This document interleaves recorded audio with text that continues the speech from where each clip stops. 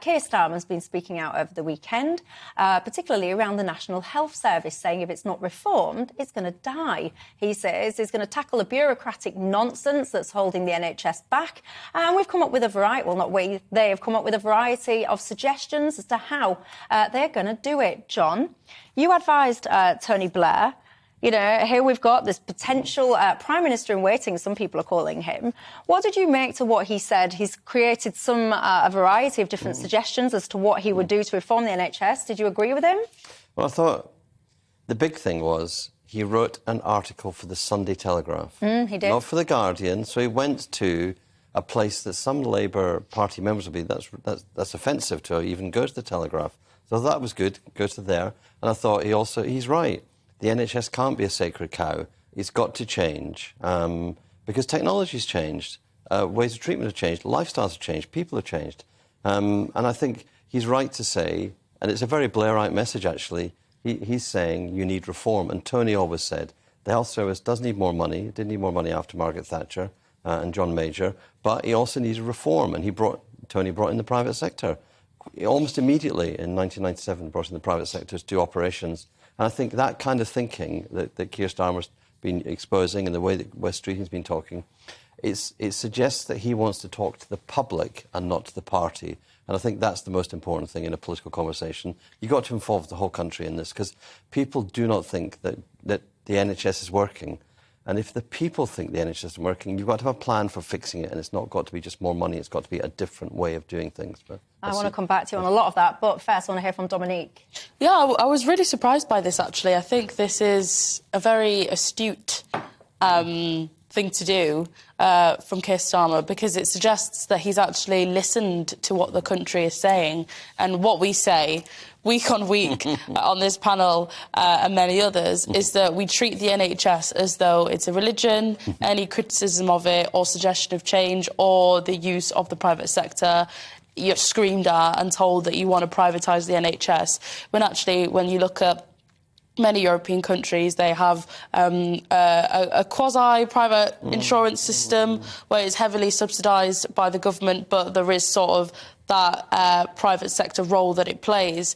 Whether or not this will actually materialise, I don't know. I'm very sceptical because often we're given a choice between the Conservatives and Labour, and me personally, I'm a bit disillusioned to it all because I look at the state that the country's in and I'm wondering what difference either of them have made, to be honest. Well, what do you think at home? Do you think the Labour Party would be the ones to get a hold of the NHS and, quite frankly, sort it out? John, you were saying a second ago about, for example, lots has changed. One of the first things that you mentioned was technology. Now, my background, as it happens, is technology, IT particularly, IT digital transformation programmes. Okay. Now, one of the things that if you're an external consultant, you're delivering IT rollouts, example, there's a really famous case study, and you know probably the one that I'm going to refer to, and it was in the history of the Labour governments, and it was one of, if not, some might say, the worst IT failing project known in the public sector.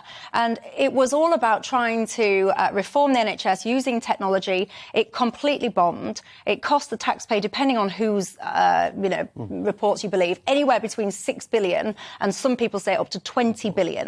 And it makes me kind of worry and wonder whether or not the Labour Party are the ones to do it. Because in Wales, for example, the NHS there has been under the control, the governance of the Labour Party for 20-plus years, and it's in a bad state. Some would say it's in a worse state than the English NHS. So if Starmer has got all these ideas and he's the party to fix it all, why wouldn't you use the Welsh NHS as the kind of guinea pig, if you like, your demonstration platform? Here's how we're going to fix it, and at the next election we can all look at Welsh Labour NHS and go, see, he didn't just have slogans, they turned the Welsh Labour NHS around.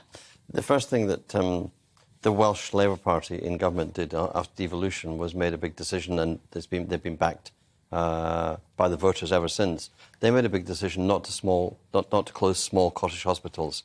They decided to have quite a distributed, quite a system which had small hospitals everywhere. That means there's a lot of costs in your hospitals, not in other parts of the health service.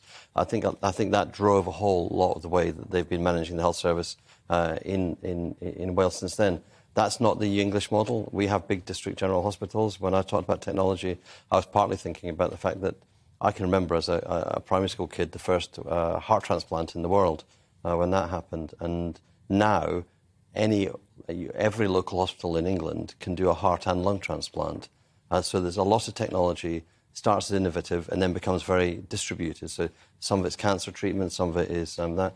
The other technology I often think about, the health services, why do you have to go to a hospital for an X-ray? Why can't a GP surgery do X-raying?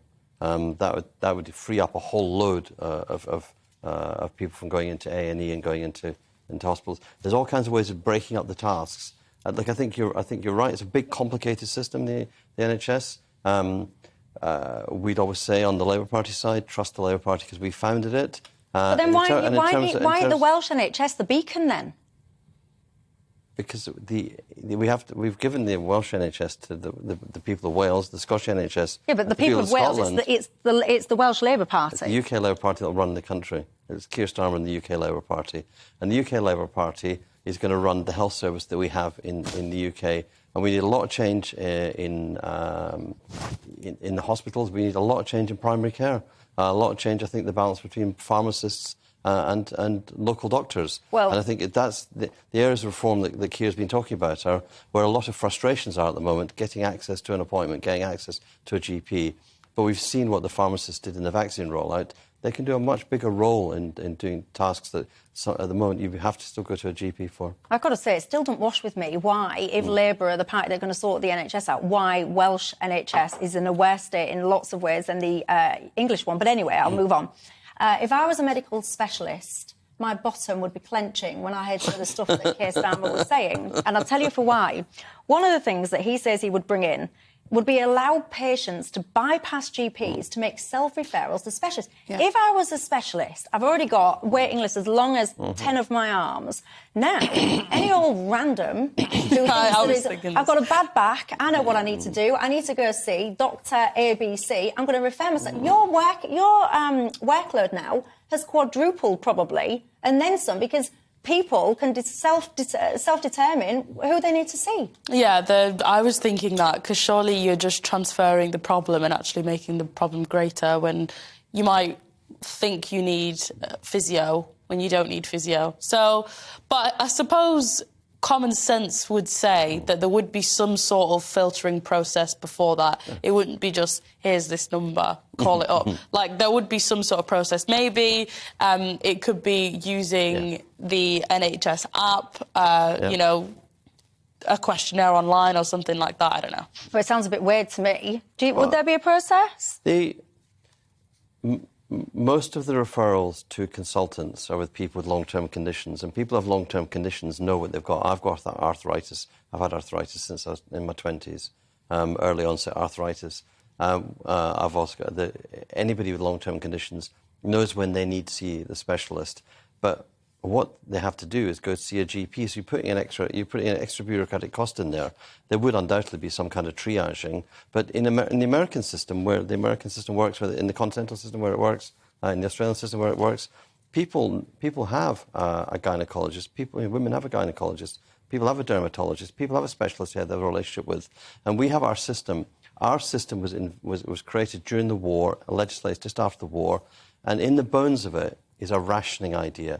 Join a queue, and this will be rationed. Yeah, and very state-controlled. And I think we should trust people more, give them more routes to get in. And as Dominique said, there will be forms of getting information that you can use to go, well, actually, I don't actually need to see a GP. I should see a pharmacist for this one, or I don't. I don't mean to be rude, right, to the general man on the street out there. Yeah, I don't mean to insult people, but when I hear some of the reasons that people ring 999, I'm sure I heard the other day someone ringing 999 to ask something about a pizza shop being closed. No. I heard a story, a paramedic the other day described ambulances as 24-hour Uberlances, criticising people, calling them for all reasons. So you give the great British public a lot more credit than I do when it comes to referring themselves to the right places and not wasting your viewers. people's I trust time. the GB News viewers. Well, you tell me at home then, am I being harsh to you? Are you shouting at TV, calling me names, thinking I'm being a bit rude? You tell me, gbviews@gbnews.uk.